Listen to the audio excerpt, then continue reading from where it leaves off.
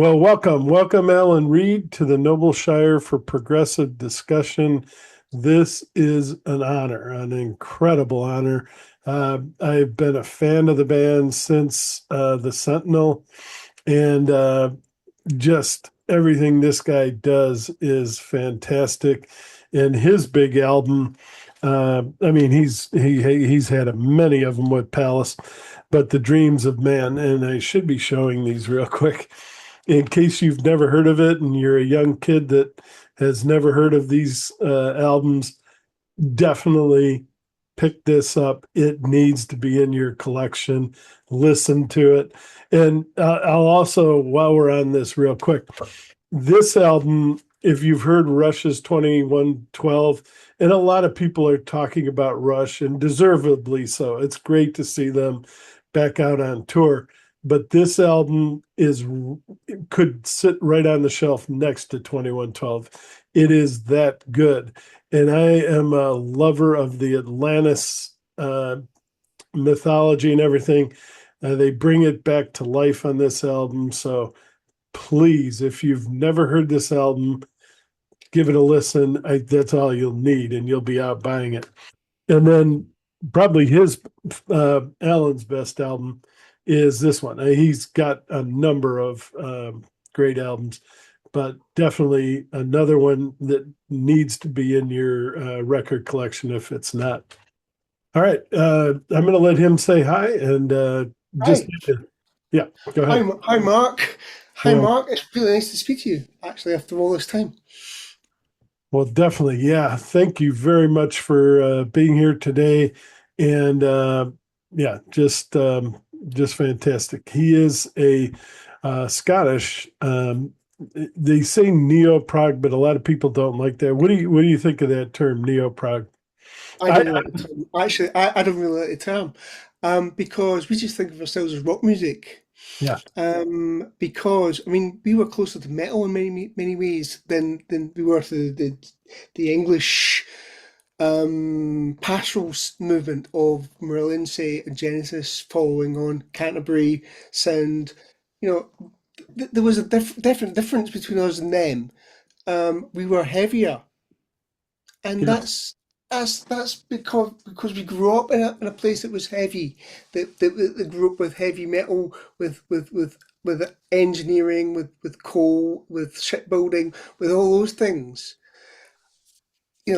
Sorry, yeah. I've got Parkinson's, so I'm not really clear myself up, really Oh no, you're clarifying. doing you're doing excellent. Yes, you're doing.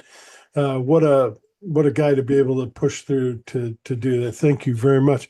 So, who were your influences? A lot of people. You definitely influenced a lot of people. You, Palace, everyone. And just one last thing, as I was doing the research on this. A month after the Sentinel came out, Fugazi came out, and I didn't know that. I mean, I love both albums, but imagine getting those things back to back in your spring. But go ahead and tell us about who was it that influenced you. You influenced so many people. Who was it Well, the made biggest you? influence for me was Rush, actually. Oh, really? Good. Musicianship with a human side of humor and a human side of it. The great bunch of guys. Yeah, yeah, The really come across as a good bunch of guys, as well as great musicians. So yeah, they were. I mean, I found out about them. It's all po-faced around 2112, etc., etc. But as I stood with them, they never gave me a really bad time. They changed all the time. They always changed. yeah. Every album is different from one another. So yeah, we in many ways I tried to push the same kind of elements in Palace music. Really, I think. Yeah, I suppose looking back in a way, yeah. And there were, yeah, I do see a lot of similarities between the two bands, the sound, definitely. All right, who are your favorite bands today? Who do you listen to? Because a lot of people are like, well, I'm too busy with, generating my music, don't have time to listen to others. Do you have time to listen to others, and who you listen to? I don't really have as much time as I'd like to listen to other people, Yeah. but I like news, for example. I like Mhm. the grandeur of Yes. their sound. I like the fact that they have a human touch and they've great guitar playing as well. It's really good band. They're a really good band, and Darkness as well. Yeah. They're so wonderfully tongue in cheek. Yes. They are spandex to the max, they just have enough. They Yeah. just have enough of knowing themselves to be stupid, to be great. Yeah. Yeah. All right. And you will tour this album, your new album, and yeah, I haven't even mentioned it. I should. Close to Gray Sky Thinking. No, Uh, no, no, no, no. No. It's a misnomer. There is a close to Grey Sky Thinking, which is basically a work in progress album. There's Grey Sky Thinking, which is an album which comes out. Actually, I was just been off the email to the record company, and they say the 30th of November, which is St Andrew's Day, which is a really good day for me. Well, basically because it's really close with the Palace album, which is Song for Tomorrow, and so they want to give them enough breather between the two to get them separate. all right. And so that he already announced the release date. Perfect. And then you are going to do a short tour with. Yes, I Uh, am going to Go ahead. give an end of my contribution to live work because, as you probably gather from my speaking voice, that I have Parkinson's now, so I can't play anymore. I can't. It means it's awkward writing and it's awkward performing really because I have one arm that's really slow. And as a consequence, I'm not really as quite as dynamic as I was. Yeah. So I will say goodbye to everybody and play all my career from Abel Gance through to Palace through to my own band. They'll play a lot of Palace stuff, 45% actually. And yeah, we'll try. We'll say goodbye. I mean, it's UK only. It's from the south and north of UK.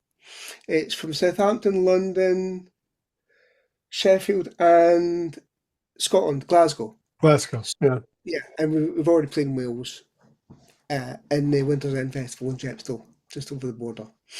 And those are right at the beginning of September. So the Southampton is the 1st of Yeah, September, yeah. London the 2nd, and Mhm. Glasgow the 4th. The Sheffield I didn't see, but when is that? The 3rd? It's the third, yeah. Okay. That's the third, yeah. So basically, I'll be really knackered, but it'd be really, really good to do. We say goodbye properly. And you're going all the most important places for you, and that's great. Yeah, yeah, yeah, yeah, yeah, And who else will be there? I think you have a couple other bands that'll be there. yeah. There's TT Transmission in Southampton. There's Hats Off Gentlemen is Adequate, is a London duo who I've worked with a lot and have also been very good with sending me their stuff, and they're a great band. They have a project that it's just two of them. But Yeah, they Malcolm and really, Mark. they really, yeah, they really make it sound great. They really And do. Joe's great on Joe Payne on from Northampton on the Glasgow date because he invited me to Glasgow, but we were away that weekend, so we couldn't go. So it's really good. So we see him finally. All right. Um, when and this will sort of take us off music for just a second. When you do have free time, and a lot of people don't these days, but when you do, what are some of your favorite hobbies besides making music? Besides making music, well, I like walking. I mean, I live in the countryside. And it's great to be able to look down on the town or the village that we live in, and go up for a walk in space, get breathe in the air and such like, and just de-stress slightly. Because I moved up from London, where I'd moved to for many years, and I had kids and everything, whatever. But I was with the BBC for a long time, and they made me an offer I couldn't refuse about 5 years ago. So I took that and moved back to Scotland because I realised that I couldn't afford to live around London anymore. So without working, I I moved back to first of all to Dumbarton to be with a girlfriend, but then moved when I finally got the house sold. We had enough to buy a four-bedroom someplace out in the countryside. It's great. It's lovely. It's lovely, lovely, lovely, lovely.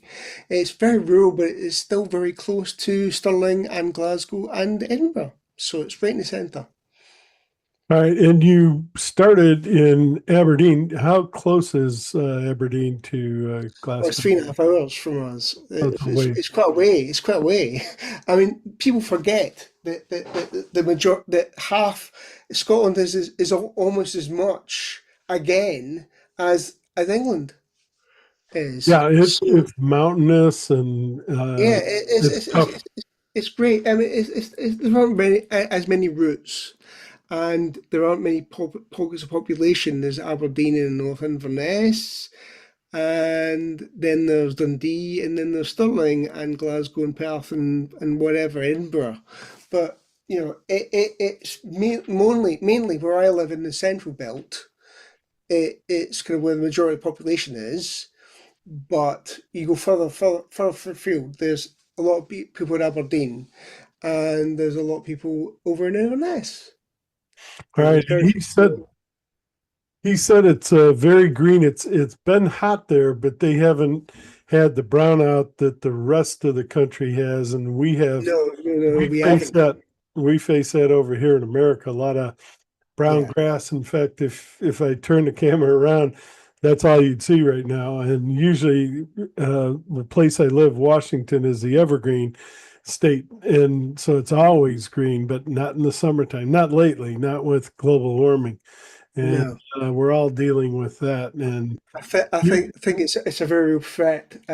Become a very real threat for certainly England, certainly now, because Europe is the fastest warming part of globe, the globe, yeah, I think you're and right. and regardless of our political situation, we're still very much part of Europe, and it's very much part of France and Germany and Netherlands and Spain in particular, and Italy and Greece are really tinderbox right now. Yeah, I really wish we could turn that clock back. And there are some people that are trying, but unfortunately, we have an idiot in the White House that wants to turn up the heat even more. But I'm not going to get into that. Yeah. I could spend all day on that. Um, Now, Palace did has done several albums. The ones that you've made, you started with the Wedge. Do you want to talk about any of these albums and maybe say Oh, the wedge. something?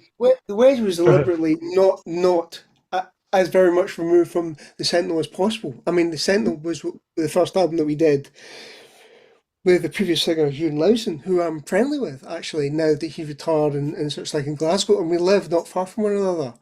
Um, And while you're on that, you guys got together, believe it or not, last August, and yeah. did some shows in Glasgow. Do you want to just talk about that briefly? Well, I mean, That would have the been Boys Like Us festival was an opportunity that Ewan, first of all, I was supposed to be doing a guest spot as part of Ewan's fit, appearance for the festival, but then for reasons which complicated, he couldn't do it.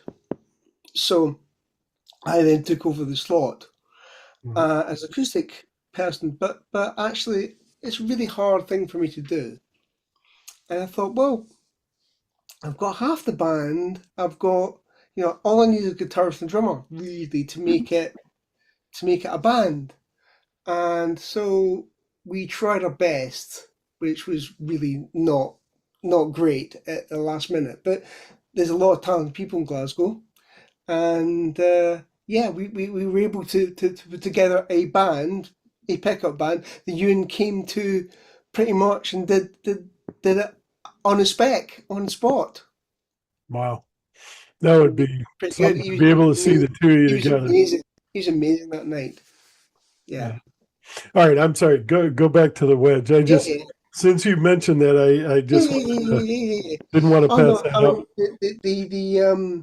the wedge was, I mean, it was deliberately very different from the Sentinel because I mean the Sentinel was all about the Cold War, it was parable of the Cold War basically, and it was through the meaning of through the metaphor of the Atlantis thing you've already mentioned, and yes, it, I wanted to make it much more human than they previously had because it's all very well them being a sci-fi kind of band, but I mean it's great to do those numbers. Don't get me wrong, I was a fan too, but I wasn't able to do that sort of thing. I wasn't able to wear the costumes and stuff the way that they'd had in the Sentinel. So I said, look, it's kind of like Gabriel leaving, and and Phil Oh, Collins Colin. taking. Yeah. Yeah, Yeah. exactly. So it was very much a personal decision by me that I wouldn't wear these costumes and wouldn't You want to be inhabit the different. characters. I Sure. wanted to be different, and I wanted to be more personable than Ewan was, and they went with it.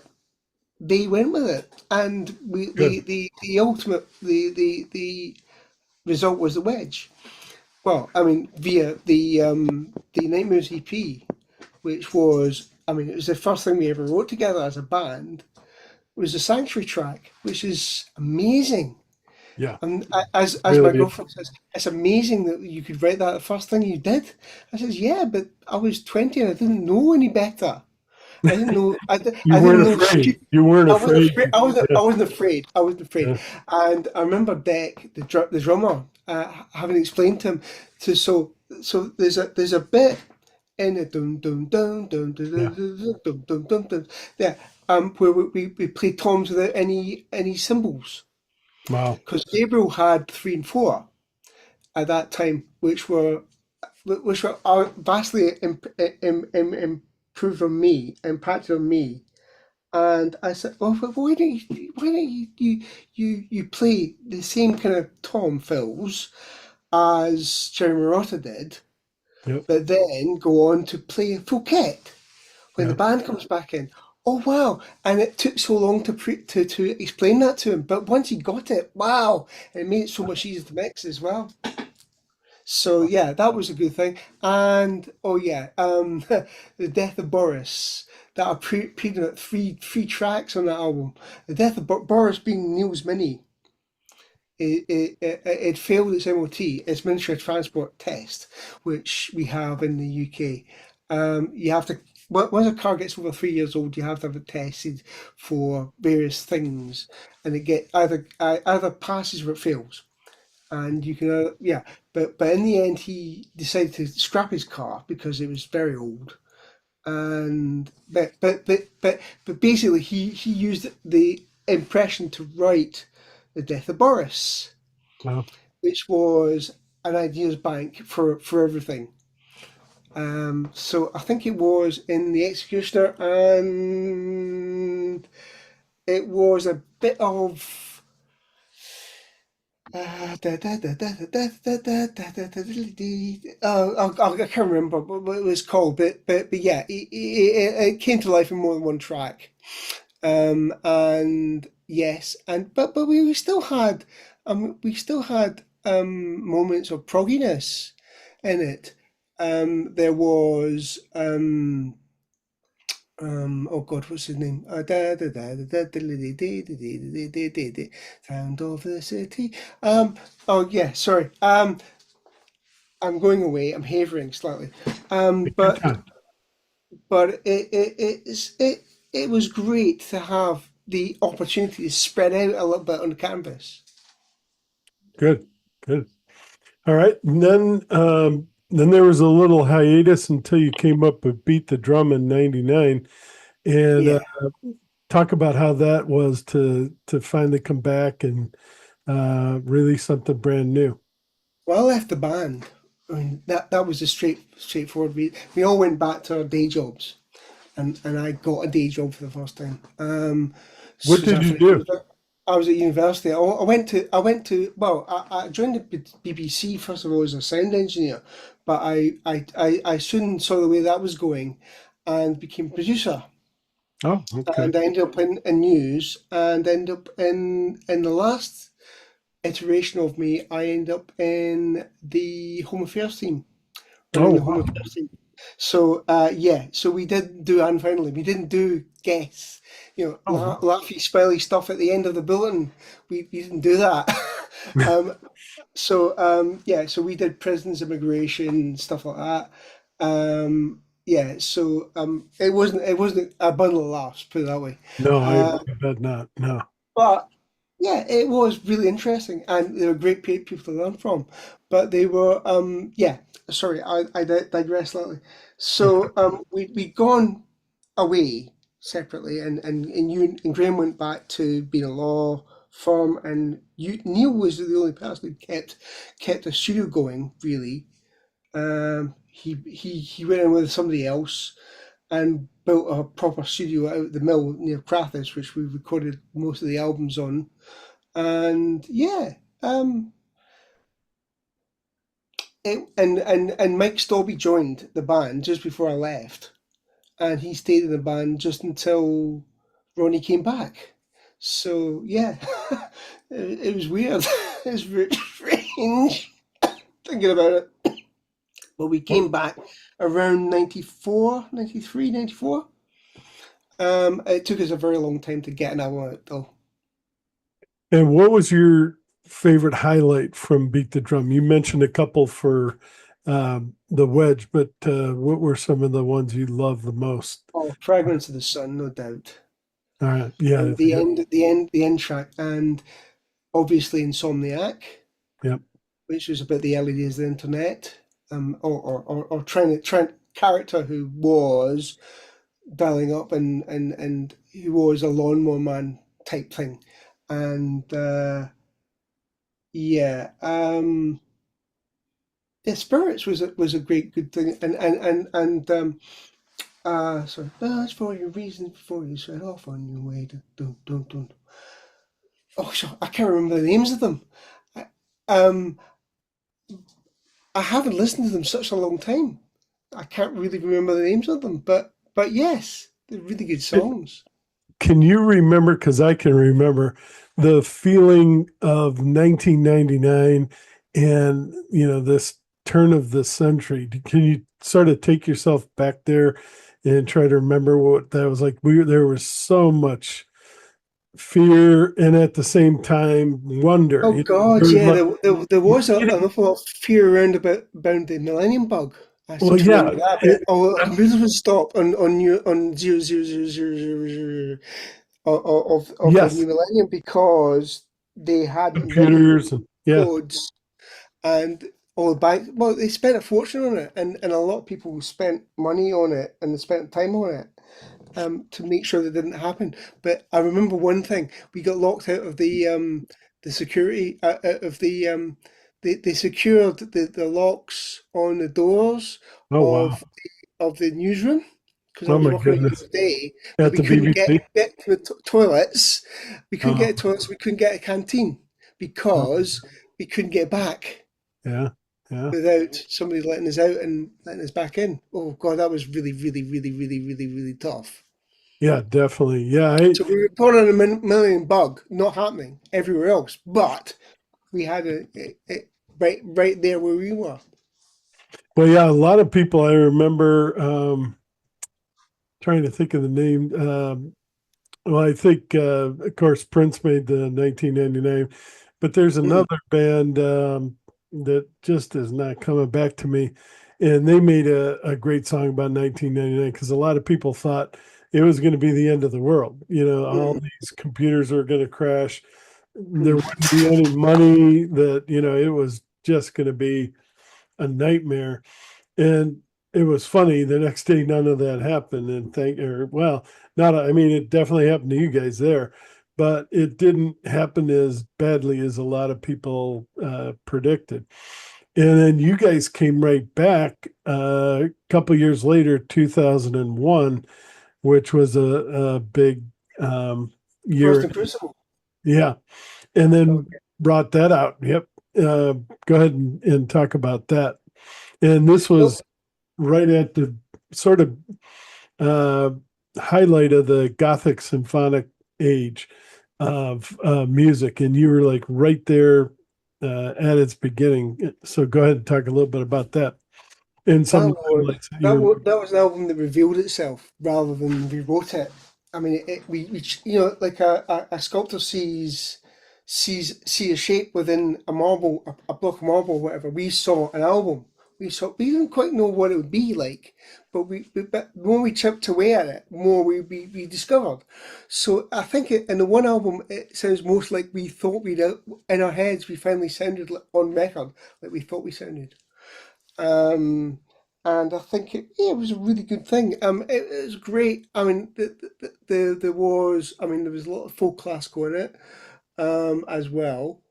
Certainly at the beginning, and the interruption sorry, the intro into uh, Cross and Crucible itself was Yeah. great. It was a really big slide. And when gave it on, when we finally did a video of the thing in Blind and Darkness, we had big Stage? Or, stage stuff. Yeah, stage fans. oh, wow. Yeah. Yeah, it was great. I mean, it was a lot. Basically, we used them first time. We turned up at this small school in Rotherham, which was a great place to play. It was the first time we played in the UK for a long time, but he took Wes, who'd been a light engineer, had gone on and become a proper lighting engineer for LSD, and he turned up with about 50 loads extra of Wow. an arctic of extra stuff, and wow, we just didn't think they were going to be able to cope with it, but yeah, they coped with it, and yeah, we used it really wisely. And we took Wow. it all on tour as well, and well, we took some moving heads. At that time, we were very, it was the first time that we had moving heads Yeah. that were, yeah, it was great. We certainly, yeah, for the first time, our ambition could be matched by our ability to Your perform. dreams. You're Yeah, dreaming of doing this and then you do it. Yeah. yeah. When those dreams come true, they not only come true, they come true live on stage and Yeah. then in the studio as well. Yeah. That's got to be a fantastic feeling. Yeah, it And, was. We felt like we were riding a wave. I think we just felt that we were right on the money in terms of the album we created, and that we were all the things were right for Palace for once. and then Dreams of Man, what an album, what an incredible album. And I'm sure Palace fans put it right next to the Sentinel as one of the best. Not that these others aren't as good, but just I listened to it a few minutes ago, and just that opening, excuse me, is so bold and innovative and absolutely, you just, if I was, well, I was a fan back then, but if I could have made it to England, I would have loved to seen that thing played live. Did you open that? Did you open the show and Yeah, did we you ever did. play? Yeah, we did actually. We did open that tour with the very same track, and we played Warriors as well. Very much as was on the record. Oh God, I mean the thing was there was so much machinery involved, Yeah. but it was organic. It became very much part of what we did, and that was the kind of apotheosis of that, really. We had we'd used sequencers from the early days, actually, from the wedge, actually, from the idea that the Japanese synths wouldn't talk to American sequencer, and sequencer wouldn't talk to American Japanese synth, and whatever. Um, we got we we had to program the thing from scratch every time we changed a bit to a much easier thing to work on, and Ronnie was like part of that. You should speak to Ronnie about that, because he really he was always very much on the money, I think, on the sounds front. He was always looking to improve what he could do.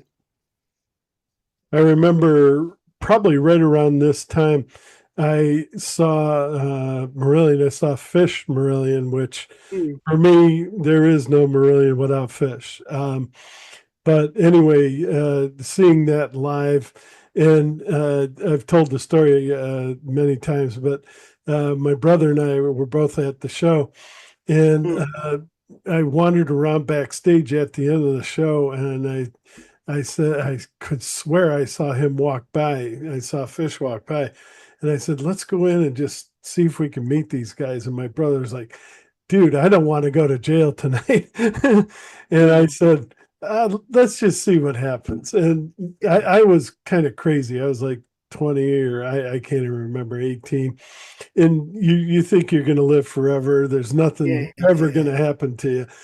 And so we went in, and he walks by and he goes, "Oh, who the hell are you? And what are you doing here?" And I'm like, "Oh shit, this was the wrong thing to do after all." And he goes, "But anyway, come on in." And I was like, "Oh my God, thank you." And he introduced us, to the band and everything. But holy moly, we were shitting bricks. But that was is one of those things you'll never ever forget. And I imagine you would have been the same way. You'd be happy to meet your fans yeah. and We were and always happy to meet fans. In fact, in the time we played the States, actually, we played once at Near Fest and once at the Art Rock Festival, was also in the same in Bethlehem, Pennsylvania, and they were great opportunities to meet people. In fact, I got introduced to the idea of that they would buy a case of beer for me, oh and wow, they filled up my fridge of Weilinger beer, yeah, and which I'd never heard of before, but it was very malty, a very yeasty flavour, which is very like Weiss beer in Germany. And yeah, it was good. It was great. And I met the first night. I think we met Iluvatar, I think it was, oh and we end up staying just passing around an acoustic guitar and just playing stuff. And they're great. They're really good nights. And the second time we played it, I think it well, Rosfest, I think it was, and I think we played at a special after show party. We oh played okay, a Deep Purple Flick tribute. You can find this on YouTube. Actually, you can find it on YouTube. On Burn, it was a great thing. And then Ronnie was like, "Oh no, I don't really want to do this. My head's in the wrong place. It's like 4 o'clock in the morning our time. It wow, was only 11 o'clock their time, and it's great. We got up and we played it. It was great. It was really fun to meet people and just hang out with people.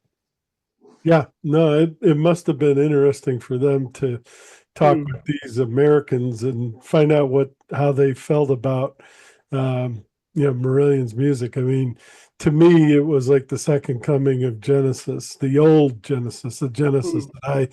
the Gabriel era Genesis, and yeah, he was incredible, and everything he ever did was great. And I'm glad to see. I'm hoping I can get an interview with Steve, the two Steves, with their new album because Yeah, yeah. that I'm amazed the two of them haven't collaborated before, actually, you because I'm would think. friends with both of them. I'm friends with Hackett and with Rory, and they play a lot together Yeah, on they do. Bizarre. Yeah, I've heard that. But Yeah. but I'm amazed they haven't collaborated. So I suppose Steve's actually he's very rarely he's constantly doing something. He's Hackett, yeah. constantly away from home. And he because he was very close to doing one of my tracks for me on the solo album that I'm about to, but we couldn't find a mutually convenient spot All right. that we both work on. Shame. Yeah, it's Yeah. a shame. It's a shame. But I used him on the previous album. I've got him playing harmonica. He's Oh, one of those great guitarists playing harmonica. playing harmonica. Yeah, I know. Yeah, Yeah. And he's done that on a couple of different albums. yeah, yeah, And it's, you're expecting, oh, Steve Hackett's on the album. That's going to be a great guitar solo. And then, like, yeah, say he plays harmonica or something else. And it's like, yeah. wait a minute. But yeah, but it's great. No, He he, loves harmonica because yeah, we went out for dinner once and he was talking about harmonica and how he tried to get in Genesis, but he never found a way to get it into Genesis.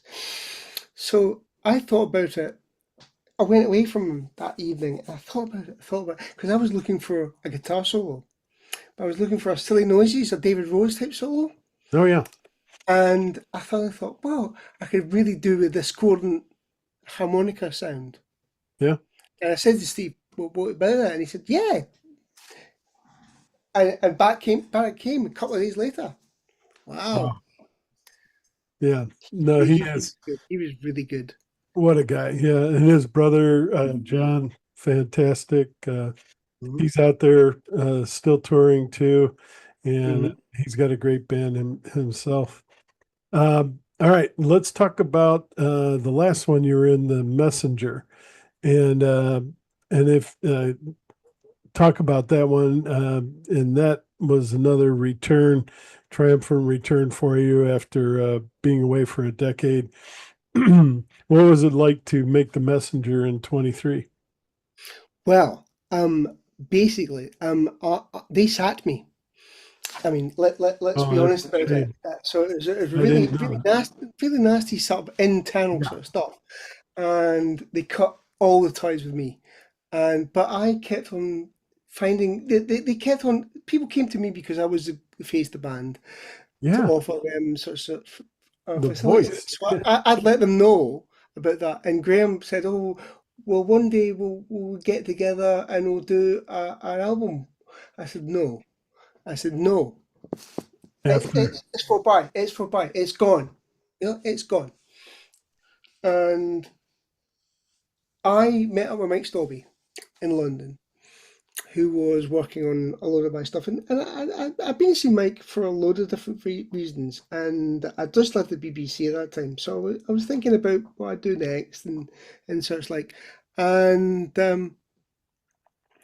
so Mike said to me that, well, you know that the Aberdeen's looking for a singer. I said, like, well, yeah, they say that, you know, they say that they're out looking, but yeah, I don't think they really want me. And frankly, I wouldn't be the right person. We've gone our own separate ways for too long then.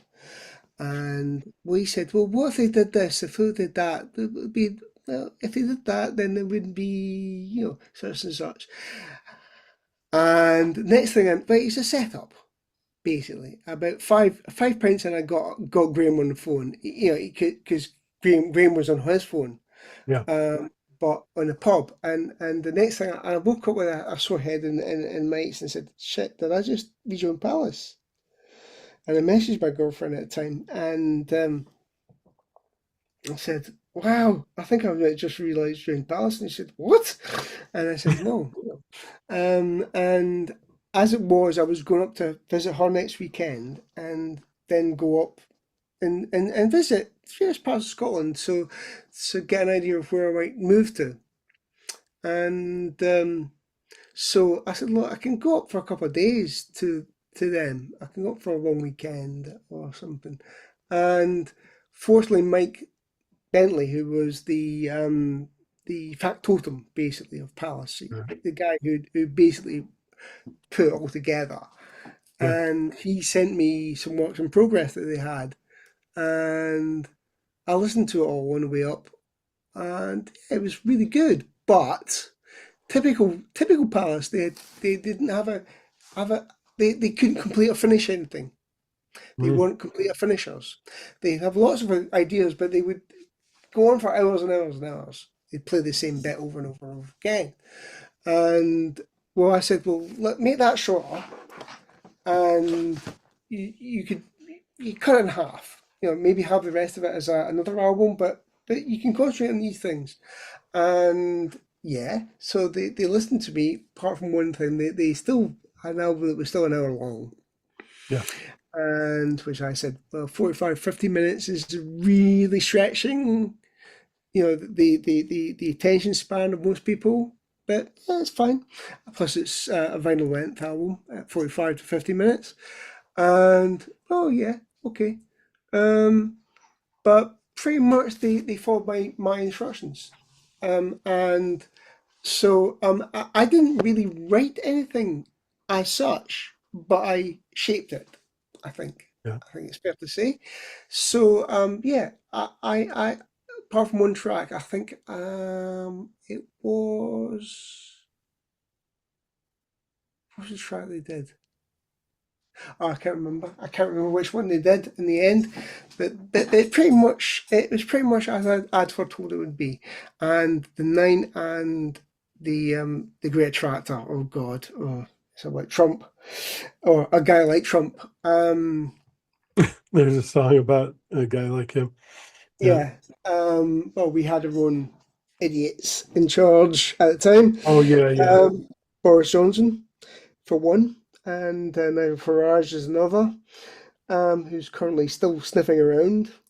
But yeah, they were idiots, and we wrote about them. Well, they wrote about them. They wrote about it but at a remove in Scotland, and yeah, it was really good. It was really refreshing, and yeah, it was an honour to be part of it. Is that the Great Attractor? Yeah, it's a great attractor. Yeah, Okay. it's a song about Trump. Well, a Trump-like figure. Trump, yeah, and we know what that's like. All right. Yeah, exactly, exactly. Now, something I didn't know until I started going back and doing some research here.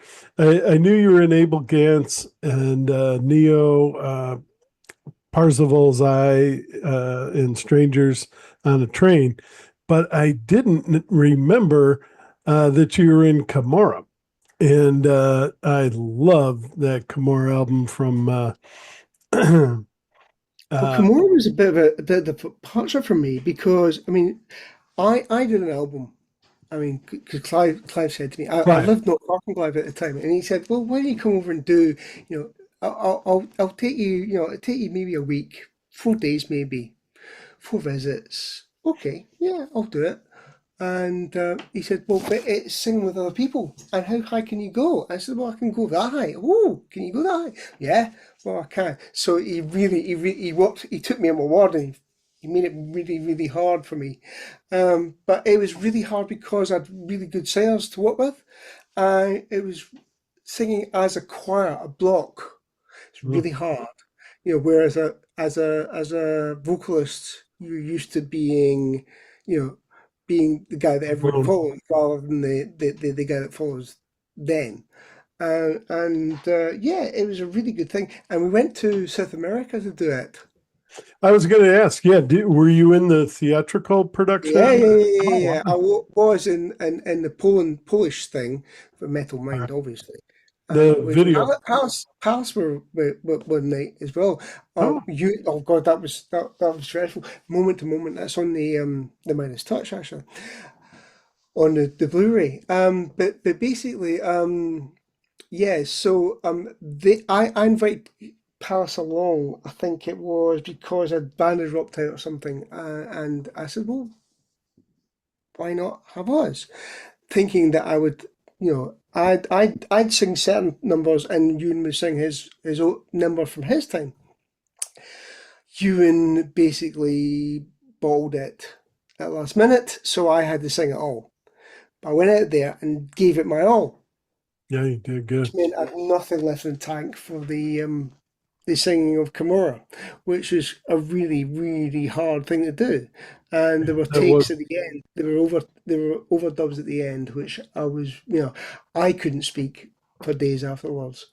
But then we went to South America to do it with fabulous people. It was all people from there was people from the States, there was people from Argentina, from Chile, from obviously from Bolivia. There were local dancers. There were a choir. There was loads.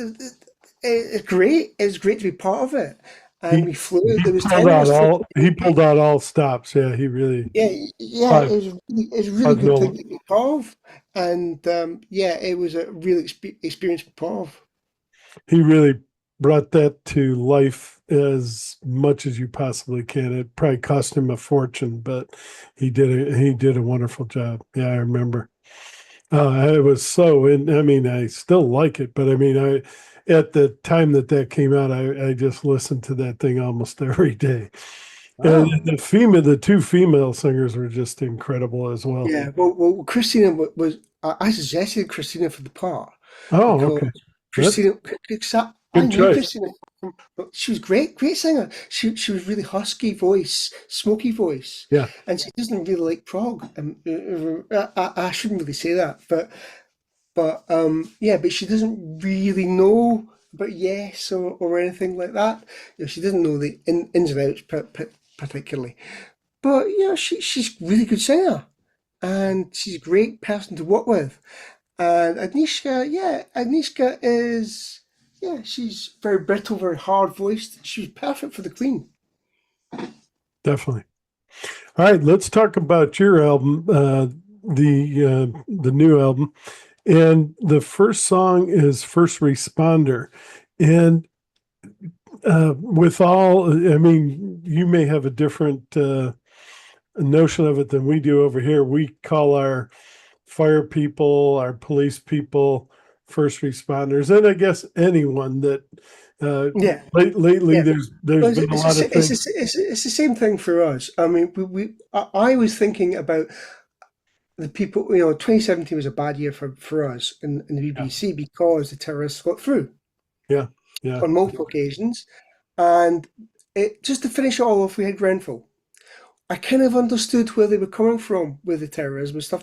I didn't agree with it, but I knew where they come from. I yeah, understood the mindset, yeah, but I didn't understand. Grenfell seemed completely pointless. yeah. A lot of people died in that fire, and that was just. And I I remember walking to the train about yeah. I used to get a train to work about 7 o'clock, and there was a phone call from the guy on the desk. He said, "Can we borrow one of your producers and one of your correspondents?" I said, "Yeah, great." He said, "Like, what is it? Is it for the fire?" I said, "Yeah." How bad is it? Because there's just reports at that time saying it's really bad. Oh shit. Okay. And then the all hell broke loose, and Yeah. that was it. And that was the final straw for me. It was dreadful. It was dreadful. And I thought about all those people who were exhausted as firemen, as ambulance people, as cops, as whatever, and they run Yeah. towards danger. Where they Not get a paid no fear. nothing. I mean, No, no, my they got a job to do, but they do it well, and they yeah, don't put their own personal thing I, on top of it. But everything that has a price, yeah. and there's really high incidence of eight of PSTD, post traumatic stress syndrome, and alcoholism and family breakdowns and such like among those people because they can't really talk. They can't really explain what they go through to their loved ones. And And to add to that, my grandfather was a fireman Yeah, in Cleveland, Ohio, and had to go into all those old buildings, sometimes a yeah, steel mill. And you're absolutely right. By the time I was old enough to talk with him, yeah, he didn't want to talk, and he yeah, also he had also lost his first son in World War II, and he mhm, was like he hardly said that much to us, and it's a yeah, shame because he had a lot of emotion, he had a lot of yeah, feelings for all these people and all these things. And my dad used to tell me about some of the things that he saw. And, you're seeing people caught on fire live, and you're like, oh my God, and it's just, it's a horrible thing for anyone to have to go through. But you're right. He had no fear. He'd climb right up into these steel mill shafts and things like that. And yeah, you really got to take your hat off to these people. They are incredible. yeah, I don't know if exactly. you and I could do it. I probably would in that circumstance, but uh, In circumstances, because you learn to give to the people around you. yeah, Because if you're not there, who else is going to be there? there you go. Yeah, So there's that. There's also human beings at stake. There's lives at stake. So you have to go for, whether it's medical or police or fire, whatever. There's always lives at stake. So you have to go in gung ho. You have to go in and we sat at the desk. I mean, we're talking to people overnight who had been through the most traumatic experiences in their lives. In Manchester, there at a grand concert, and in London a week later um, at the market in London Bridge. And I remember. it was talking I to remember them. seeing on TV. They couldn't put into words what they'd No, gone through. you can't. And it was always trying to figure, get them to speak, get them to, and Five Live did an amazing job. They got a lot of people talking, but a lot of people, yeah, you wouldn't want to talk again. You would Yeah. never talk again because they talked all out. And I love the last line on this song. No one's listening anyway, because I'm no hero. And Yeah, that's the shame of this whole thing, is that these people are willing to do all this, and yeah, maybe they get a badge, maybe they get a trophy or something like that. They get recognized, but this should be the first thing in the news every day. You know what I mean? Instead of the junk we hear about, who's the latest person to go to jail. Put these people up there, maybe the first 20, 30 minutes, and salute them for what they did. And the world's turned upside down that way. These people should really be, um, we should care. We should be listening. yeah, we should care, but we don't. Yeah. That's life. That's how it is. It's sad. All Hmm. right. The second song is Blue Side of the Black, and it's mostly, well, I think it is instrumental. Do you want to talk a little bit about that one? Well, it comes off the end of Bright Side of the Blue, actually, which is the last track on the album, or the album proper, which I've now just delivered to my record company. So, yeah, the Blue Side of the Black is a kind of proggy workout. It's Genesis to the max, Yes. Sounds out like, out of a straight 4/4 pop song, yeah. basically.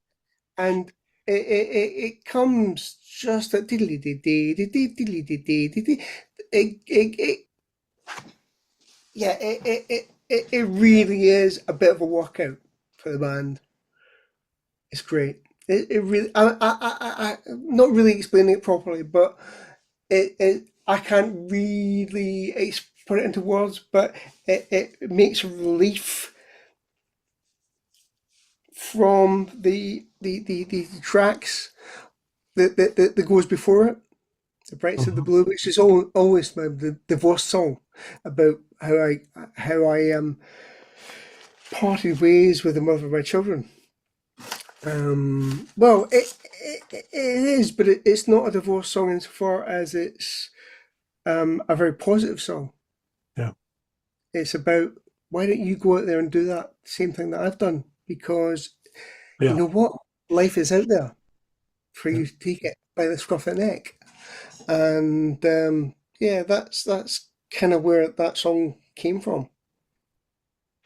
All right. Now the next one, I'm not sure if it's a misprint or, but is it "Shut Up and Pay Your Guitar" or "Play Your Guitar"? There you go. That. Well, okay. Those aren't the final tracks. That is a solo from, I think it's Into the Void, which is the first track All of right. the album, and it's Neil basically. I didn't tell that when I first published it, but I had a guitar solo in my, that he sent for me from Cambodia, and he was delighted to play it for me, and he mixed the album actually in the end, because he was great, and I've seen him working in Cambodia. The first thing, one of the first things he came on from Cambodia online, and he said, "Look, I know what you're going to ask me, but there's no way I'm coming back." I said, Mm. no, that wasn't what I was going to ask you, but it's really handy that you said that, because one of the lines in the sand, if you like, for me was I'd finally found some guys that I wanted to work with, Yeah. and yeah, they weren't the same as Palace. They would never be the same as Palace, but they were a lot of fun to Yeah. play with, and it'd take me a lot of false starts to find the right people again. So yeah, I really enjoyed them, and he said, "Look, I'm not coming back for any reason." And he's like, "Oh, okay." And I tried. Believe me, I tried to get him to come back. At least Europe, maybe one each country. One in Italy, one in Germany, one in France, one in the Netherlands, one in England, one in Wales, one in Scotland, maybe. Nah, he wouldn't. He wasn't interested in that That's at a all. tough. So yeah, well, I went to see him finally. Well, I've seen him twice. I saw him once in Cambodia when I got on rejoined the band. But I saw him about January, February, March, end of February, March. Yeah, the end of March. So yeah, it was great to see him. It was great to see his wife Maria as well, who'd separately been a really good close friend of mine separately, and obviously I hadn't been in touch with them for donkey's years. Um, since they kicked me out of the band. But yeah, they were. It was great to see them both. So is it "Shut Up and Pay Your Guitar" or "Play"? Shut up and play your guitar. Play. Okay. I thought so. Yeah. Yeah. Uh, I thought maybe it was kind of a trick on It's a piss making take money off of the guitar. or Frank Zappa tribute. Oh, okay. It's a kind of joke, Okay. because he plays on is he plays he's got an album called Guitar where he plays shut up and play guitar, shut up play guitar some more, shut up play guitar one more time. Oh, okay. That's the name of the tracks. Okay. And he just plays guitar on it. Well, I think he just does, but it's fucking wonderful. Yeah, it is. And he had the freedom to do that. Yep. Voice of an Angel is kind of a replay of the first responder, but it's Yeah, more of it's with a. Kim on it. Yeah, Go ahead. it's a mix. It's a different mix with Kim on it. It was basically to give people an idea of what Kim sounded like. Who's great actually, because I didn't really need to do much to her vocals really. And she came in and sang them in about an hour. How In did you fact, how did you connect with her? She's out of Carolina, I think, North no, Carolina. she's no, she no, she's out of Scotland actually. She was a Oh, all daughter right. of my I my my my my, my partner Anne. I got the And wrong one then. Sorry no, about yeah, well, it's entirely natural. But that. yeah, she was a friend of a friend basically, and I Okay. said, would you sing on, would you sing that? Oh yeah, I'll sing some harmonies. She like. And she's got Um, a great voice. she's got a great voice. But she's a real personality issue. She looks great. She sounds great, but she hasn't got the confidence. I mean, she comes across as having a lot of confidence, but she doesn't have a lot of confidence inside of herself. So I was Mm. kind of forcing herself into the the crucible of rock music, as it were. I mean, her natural thing is not that kind of music at all. Mm. That's K-pop, really. all right. A matter of trust. Yeah, that again, that is that's a version of a track with me and the drummer basically playing around on a track that Mike Stobby's now written completely different keyboards on it. But it was an idea giving people an idea of what we did without any of the vocals in it. And you guys, well, Palace has always had one of the best keyboardists, and every single album has spectacular keyboards. And where you find these people, I don't know, but they do a fantastic job. So Well, I mean, they're very unlike each other. great I mean, stuff. Ronnie and Mike are very unlike one another. They both come from Aberdeen, by the way. And Mike actually suggested Ronnie as replacement because he was the original founding member of Palace. Yeah. And yeah, I mean, Mike is a Rick Wakeman style 1920 to the max, complete every gap's finished with layers, with sounds, with amazing keyboards. But Ronnie's more of a sounds merchant. He lets the thing ring and he leaves them in the gaps and spaces. It's a very different way of working. Yeah, and Scotland is full of great keyboardists. Last night or so ago, my wife and I were listening to a bunch of Simple Minds songs.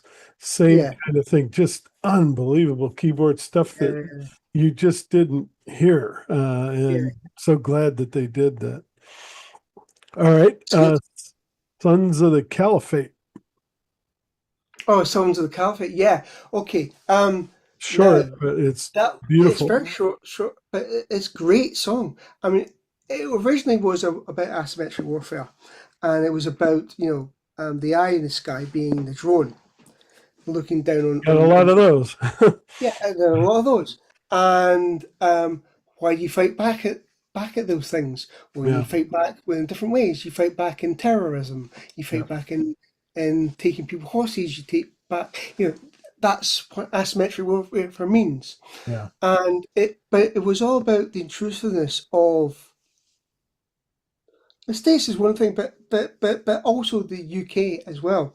They had drones that are above the battlefield and what from Nevada for God's sake, or from the UK or wherever, that they could fly for 24 hours or 48 hours or whatever, and they could they could watch their targets and pick their target closely, but it still relied on human intelligence on the ground, Yeah. and it was kind of about. I mean, the second verse didn't quite happen, which was about really about how you fight back against these things, Yeah. because you have to fight back. If you're one of the people who get targeted by one of them, it's your life, it's your Yeah. family, Yeah. it's whatever your way of life that gets targeted. Then you have to fight back in some way or form, and the way you fight back is not a very good one. But hey, We have a thing going on in Seattle right now about not droids, but about cameras, and you guys probably have them all over your cities as yeah, yeah, well. yeah, And right now, the mayor's saying, no, we're not going to, use these cameras.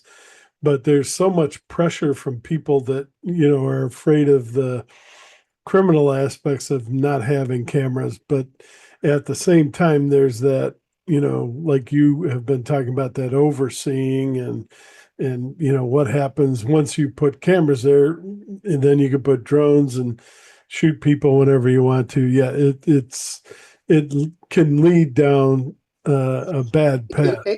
Yeah, and it can lead down a very bad path. 1984, Yeah, exactly. we're sort And of living that now. you've got to be, yeah, Unfortunately. you've exactly what in the States you've got particular guys in power, and it would seem that you have the same sort of situation we had Yeah, with Boris Johnson, and there's a good chap style government. Well, if a good chap doesn't follow the rules, then you haven't really got any way of getting him out. Then have you? yeah. And that was exactly the same problem we had. But fortunately, we saw the error of our ways, and fortunately, I don't think that there's a long way to go in the States because, well, you've been fed a lot of information for a long period of time. So a lot of people believe that it's good. Well, I think we've got a couple more months here in November, and I hope we're going to wash clean of what we've had to deal with. And then at that point, I think everyone has learned that the Constitution is enough.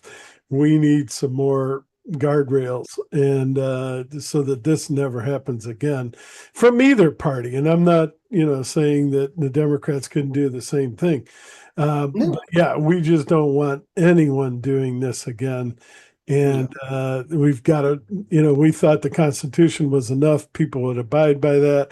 And for all these years up until he came around, they did. They pretty much, I mean, there were some, pushes towards, things that people didn't want, but nobody has been as insane Endless. as Yeah. what we have now. I mean, he's testing all the limits.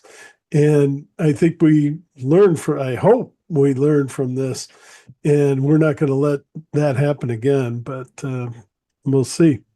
What about Cambric Gray? That sounds like it. Camberwick Grey. Yeah. Camberwick Grey is kind of it's a play on a children's television program called It Camberwick sounded. Green. It was a village. It was a perfect village in the 1960s, well, late 60s. It was.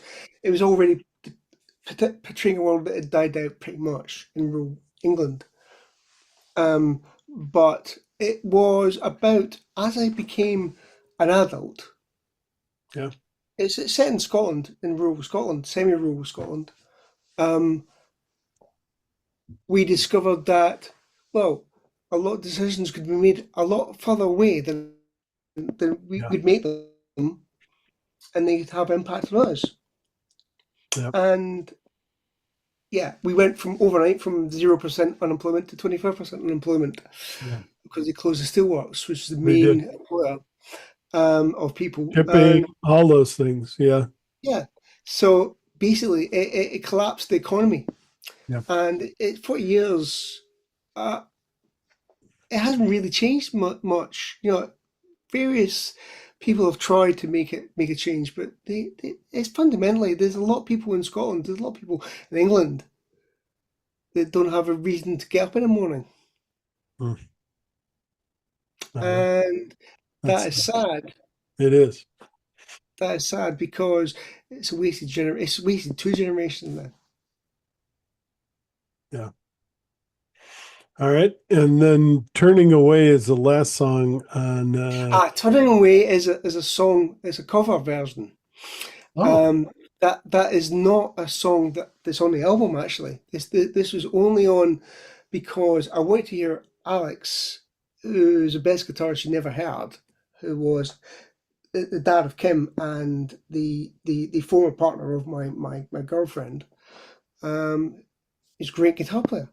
But he's a bedroom guitarist. He won't ever go out because I mean Graham heard him and thought, "Wow, do you think he'd come and join us?" I said, "Look, no, you can try, but he wouldn't. He wouldn't ever do that because he's good enough. He's great, but he wouldn't. He doesn't have the self confidence to play in front of yeah. people, and it's a shame. So I've taken a bit of him and made it into something, and he hates me for it, but he kind of loves me for it too. We bonded for the first time over I said because I had a placeholding solo on the track. Um, is that 2 minute out of tune? And he goes, "Oh, I can do better than that." And I said, "Well, I said via my partner, I said, like, let him try. Let him try. If he's got something better than that, then let him do it." And I sent him a track with a guitar on it for him to do, and it's great. So it was him and Kim on it, and with me, and it's really about showing that it's a folk song originally, Yeah. but obviously it's a song that I wanted to do a prog version of. All right. Well, let me ask you this. We've covered a lot of ground. Uh, is there anything I missed? Is there anything you would like to talk about? No, no, not really. No, no. I mean, I thought we were talking about Song for Tomorrow, actually, which is the next Palace album, which is out the 30th of October. And that's a really good album. It's bleak. It's bleaker than my album, and even bleaker than my album, and it's bleaker than the Messengers too. It follows off from the Messenger really on the same path, really. It goes on about the environmental aspects. It goes on about, well, there's one thing Neil sings on the album, which he's never done before, and I wanted him to do a lead on Mother, which is a song I sing on the album. And he said, "Oh, you do a wonderful version of it." He said, like, "Yeah, but you wrote the thing. You wrote it, and it's about you. Yeah. It's about, when I first met him, he was living with his granny in a flat in Aberdeen, and his mother died when he was young, and his father he didn't get on with. But that's as much as I knew. I didn't realise he'd bottled up all his pain for years. Oh my goodness. That's Yeah, yeah. Well, we're definitely going to talk about that. I'm going to get back together with Alan, maybe in a month or so, and we're going to talk about the new Palace album. yeah. But do you want to give anyone any other hints or clues to look for? Or I don't think I can give them away really. It's sad. I can't really, but it it's bleak. I mean, the sentiment behind it is bleak. Is humanity is fucked. Humanity is fucked because of its own stupidity, not because of any other factors, but because of its stupidity is resonating within itself. well, And and AI is really yeah, scary. it's I, a really bad thing at the moment. The tech bros, yeah, they obviously side with Trump because they think they can get away with it. yeah, But oh God, there's a reckoning coming one day, I think. I hope. I hope. I hope too.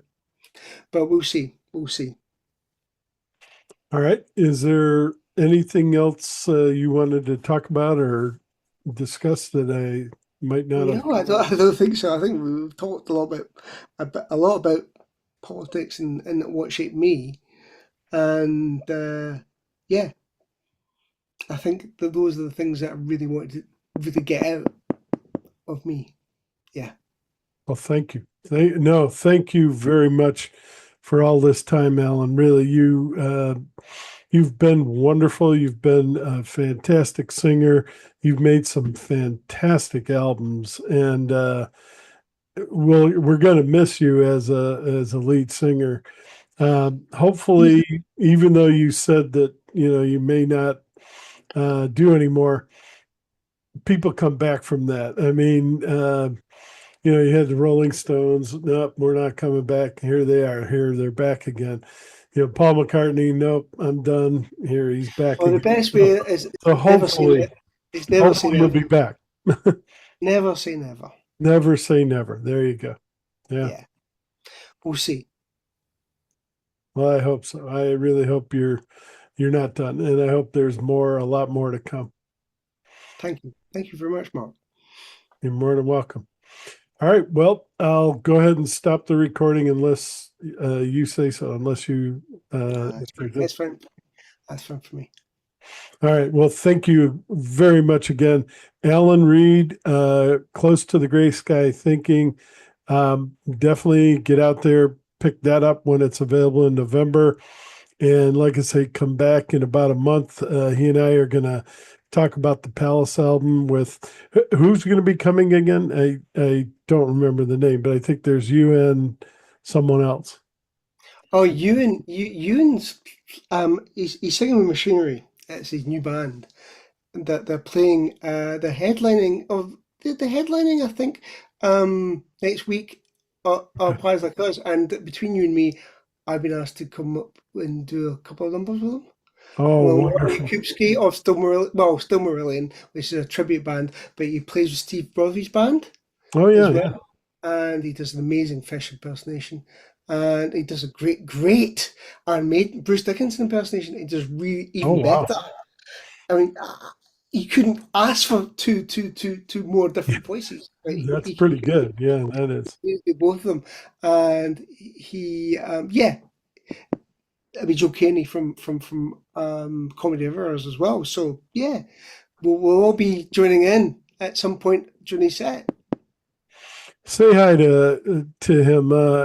I love Comedy of Errors, and uh, am hoping to review their next album. And they're a great band. And Yeah, they're really good. I mean, it's amazing that they've kept going. All these bands have kept going in Scotland. They play maybe one, two gigs a year, three, four. There isn't they haven't got the same sort of level of ability of hard won experience that we have. But wow, you wouldn't know it from being next to them. well, again, thank you very much for doing this today. I really appreciate it. And wonderful to talk to you. Wonderful to meet you. Uh, Godspeed to you. Hope all goes well. And you, like I say, are back making more music in the not too distant future. But thank you for all your time today. Well, thank you very much for that, Mark. It's great. All right. I'm going to pause this and you and I can talk for just a minute. All right. Hold on.